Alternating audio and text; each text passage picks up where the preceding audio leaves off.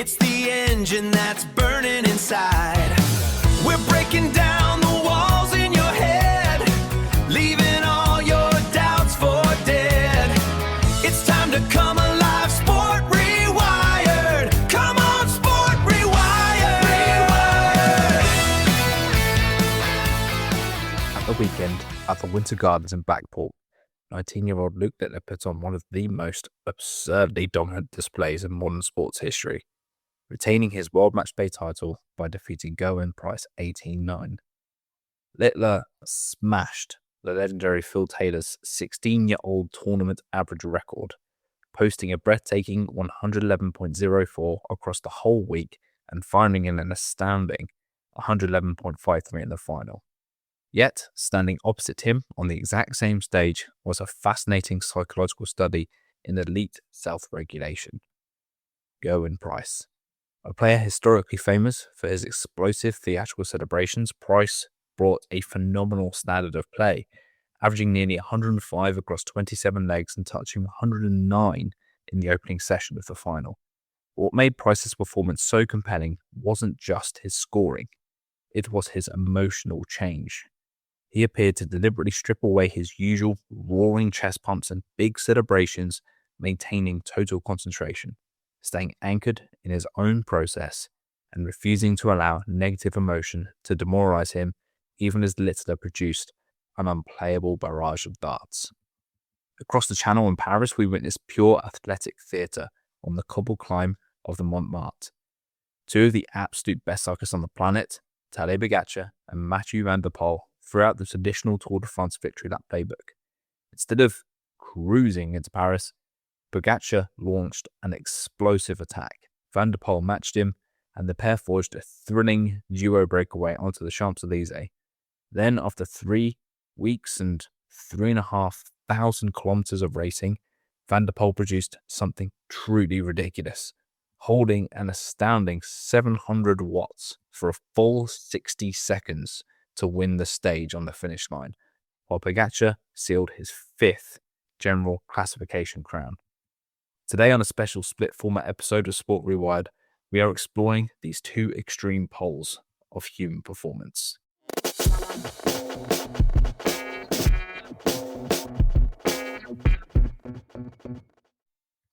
Welcome to episode 4 of Sport Rewired. I'm your host, hypnotherapist Grant Wyeth. This podcast is where two worlds collide, analysing elite sport not just for the headlines, but to observe exactly how the human nervous system handles pressure and translating those observations into practical, evidence-based framework. Today's episode is structured in two distinct halves. First, we're going to look at cycling, Tadej Pogačar and Mathieu van der Poel's incredible Tour de France final stage attack, and the science of active alert hypnosis. And then we will turn our attention to the PDC World Matchplay darts, Gerwyn Price's psychological evolution as a player, and the clinical neuro-mechanics of Dartitis, featuring real-world hypnotherapy breakthroughs with case studies of Stephen Bunting and Nathan Aspinall. Before we get into the pod, I just wanted to say a quick thank you to the listeners for your continued support. I've now had over 250 streams for the podcast across all platforms, and this is an extraordinary start.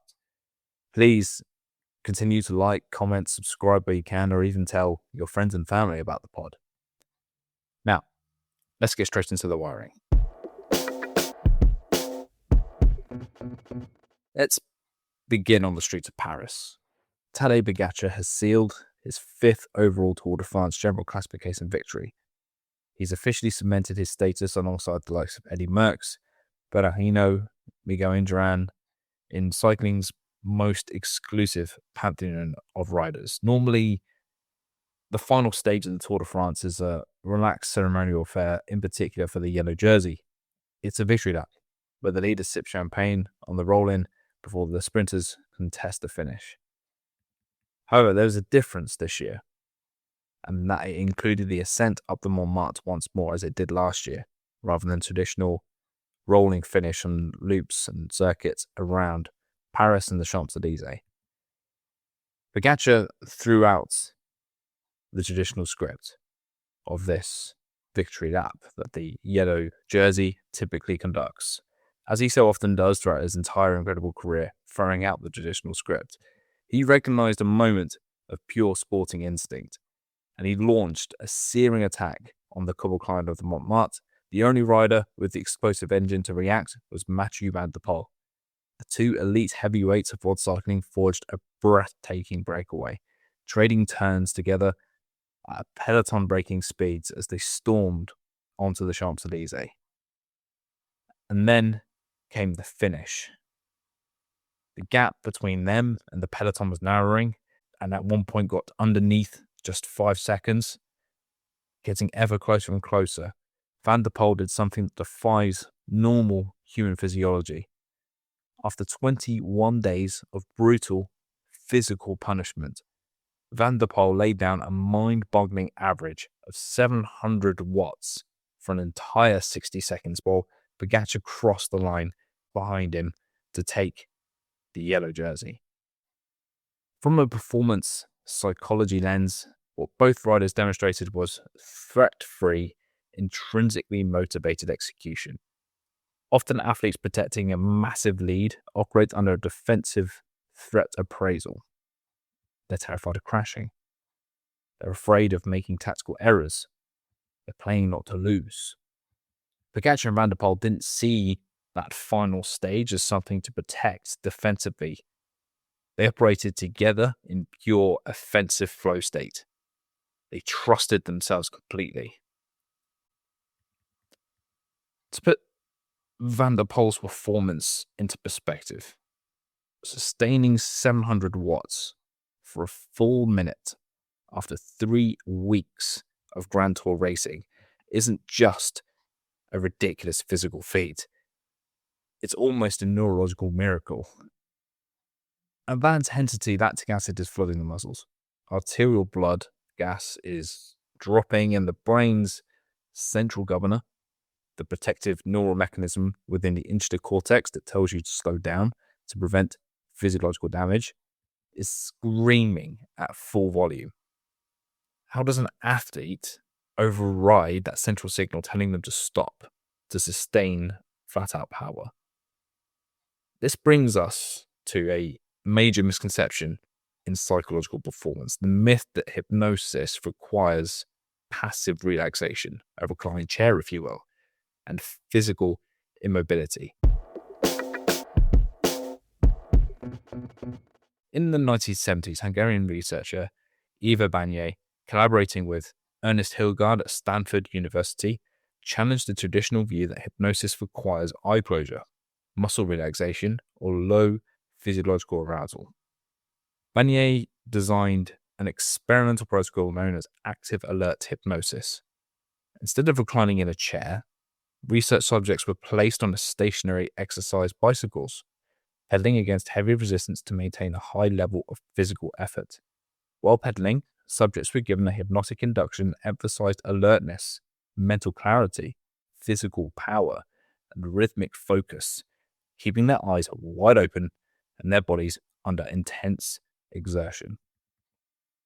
The findings were nothing short of revolutionary. Physical action such as repetitive rhythmic pedaling cadence does not prevent hypnosis, it actually enhances it. The continuous physical feedback creates a state of intense mental absorption. Under active alert hypnosis, subjects pedaling under heavy cardiovascular loads experienced a massive drop in perceived exertion. Neuroimaging studies on hypnotic pain management show that hypnosis doesn't block the physical pain signal from reaching the brain. Rather, it downregulates activity in the anterior cingulate cortex, the region responsible for processing the emotional distress or suffering component of pain. In plain English, when Mathieu van der Poel was holding 700 watts on the Champs-Élysées right at the end of that stage, his brain still registers the pain, but it completely turns the volume on the emotional panic button that tells him to back off and stop down. The athlete feels the extreme physical strain, but their predictive brain ceases to interpret that strain as a threat, allowing them to bypass the central governor and dump every ounce of their available energy into the pedals. Next time you watch an elite cyclist in full flight, you'll see that their brains are engaging mechanisms identical to active alert self-hypnosis. The pedal cadence becomes their kinetic anchor. The mind narrows its focus strictly to the immediate stroke, their cadence, silencing internal doubts and executing in pure flow.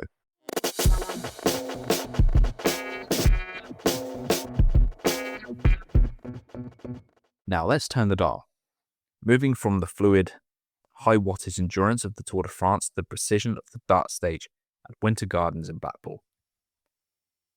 Let's just picture the contrast for a moment. On a bike, your whole body is in continuous dynamic motion, relying on heart rate, high watts, and rhythmic momentum.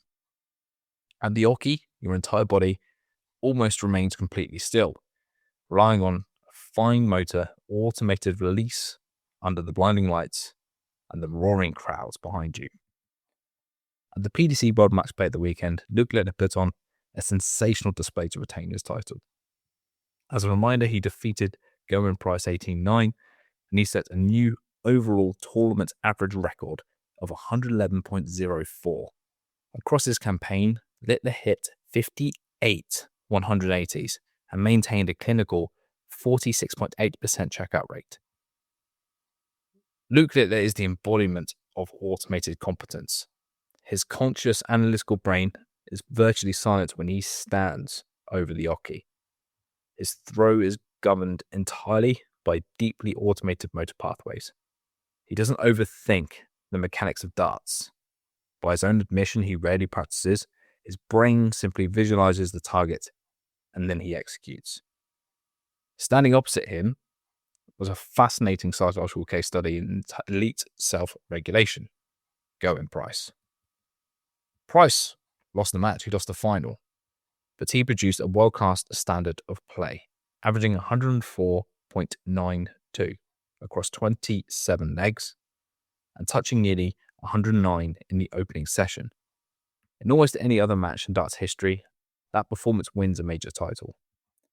What made Price's performance so compelling was his conscious, calculated shift in arousal regulation and emotional management.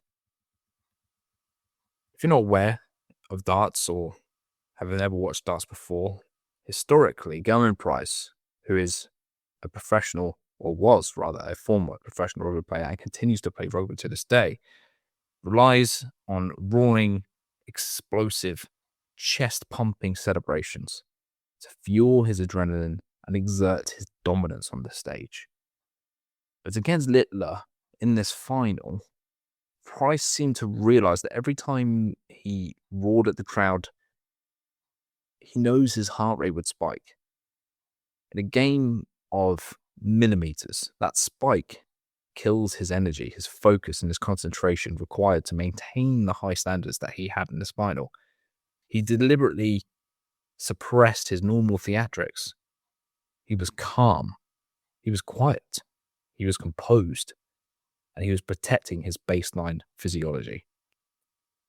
When facing an opponent who is hitting treble 20s almost at will, the most common psychological trap is to feel dejection and suffer a cognitive collapse under the pressure.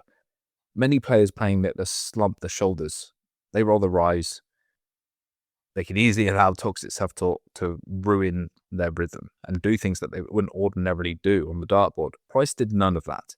He didn't get down. He didn't sulk. He didn't project weakness. He accepted the game state objectively. He cracked the occasional smile, sure, at the show that Littler was putting on, but he maintained a steady cadence. He kept his concentration anchored strictly on his own board and his own score. Price demonstrated that emotional regulation under fire isn't about being passive. It is about actively managing your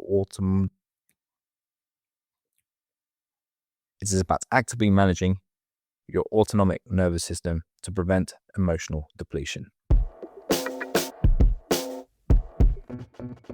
It's on the same stage, many players experience the terrifying opposite, Dartitis, and no, this is not linked to arthritis or any physical ailment. This is purely psychological.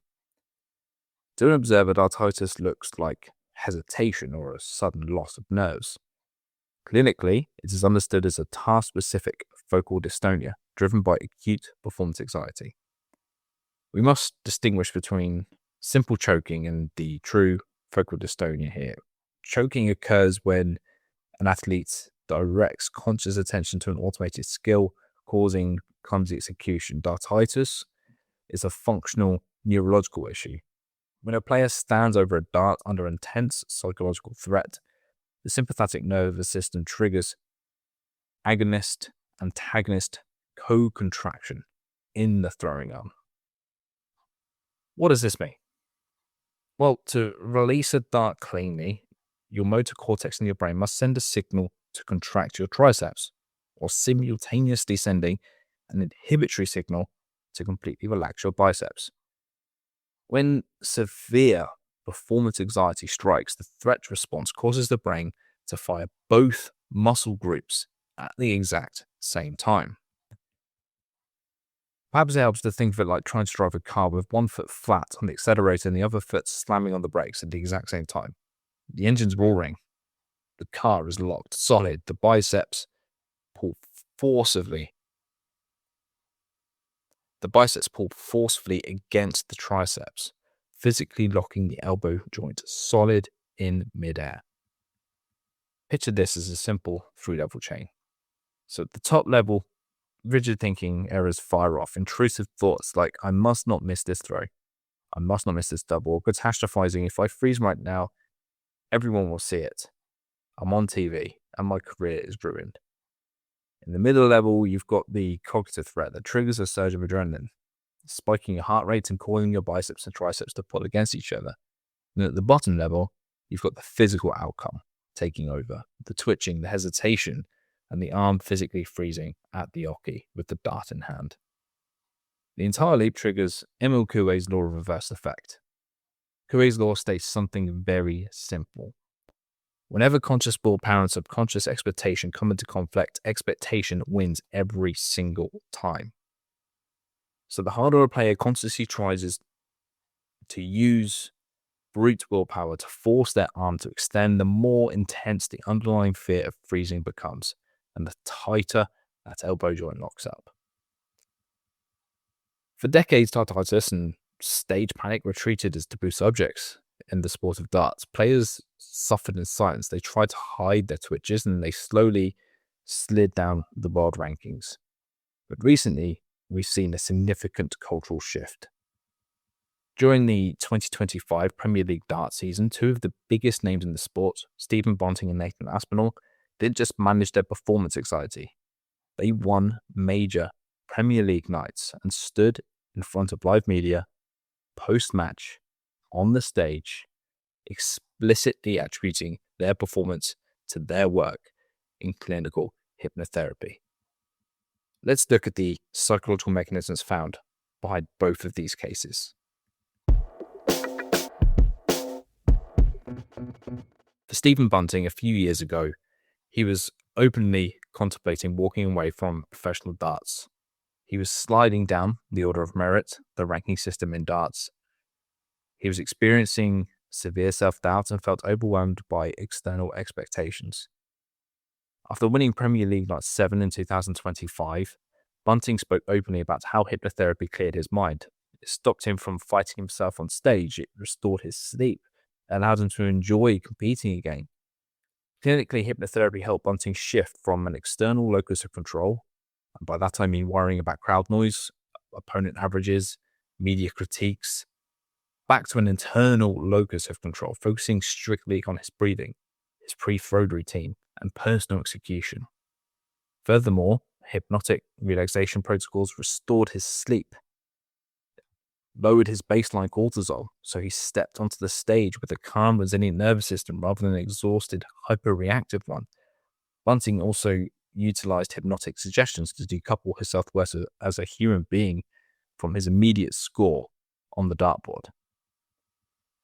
As for Nathan Aspinall, he's been remarkably candid about his battle with dartitis. He's previously described standing on the oche as feeling like having 20 panic attacks in 20 minutes. where his heart rate would skyrocket and his arm would lock solid. After winning Premier League Night 11 2025, Aspinall credited his hypnotherapy work for giving him tangible tools to manage stage panic in real time. To break muscle co-contraction before his arm locks up, just actually watch next time Aspinall plays. He deploys a physical reset routine on stage, and still does to this day. When he senses a surge of panic, he steps back off the oche. He rolls his foot, he takes a slow, deep breath and resets his posture. That deliberate physical sequence acts as a circuit breaker. It drops his heart rate, restores his motor fluidness before stepping back up to throw. In clinical session work, Aspinall combined this with systematic desensitization and mental rehearsal, practicing visualizing high-stakes match scenarios while maintaining a deeply relaxed physical state. By pairing the mental imagery of pressure with physical relaxation, his brain learned that standing at the oche was no longer a life or death kind of threat. You might be listening to this thinking, Grant, I don't pedal up mountains in France. I don't throw darts in Blackpool. How does any of this apply to me?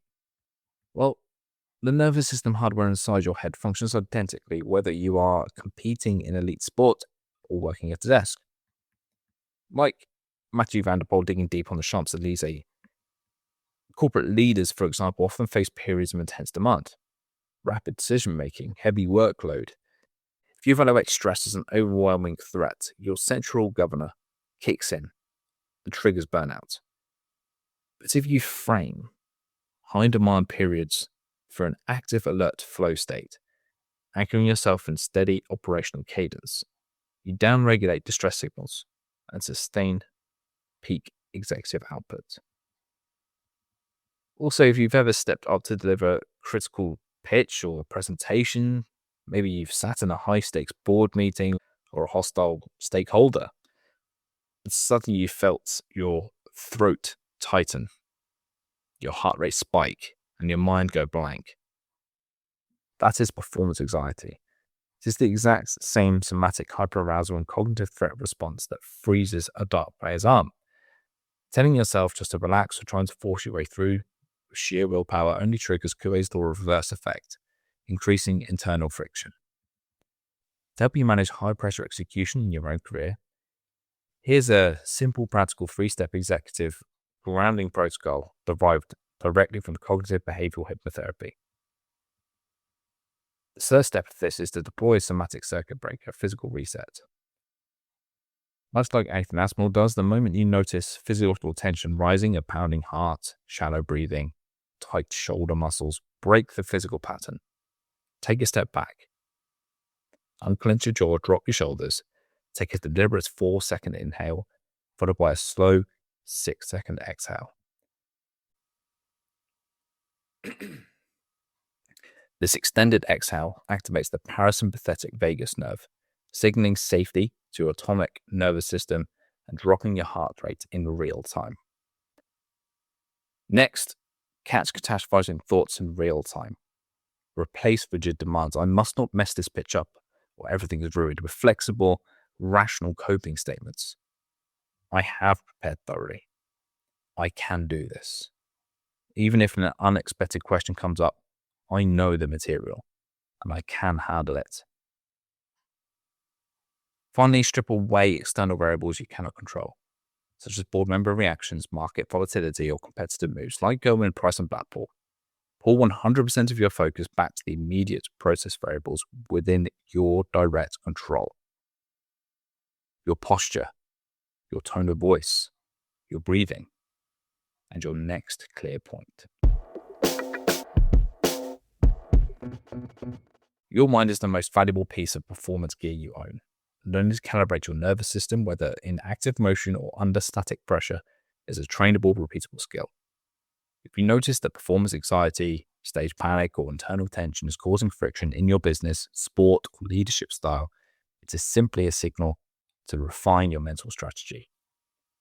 At the time of recording, I am looking for my final 2 clients to complete my hypnotherapy practitioner diploma, offering my services free of charge.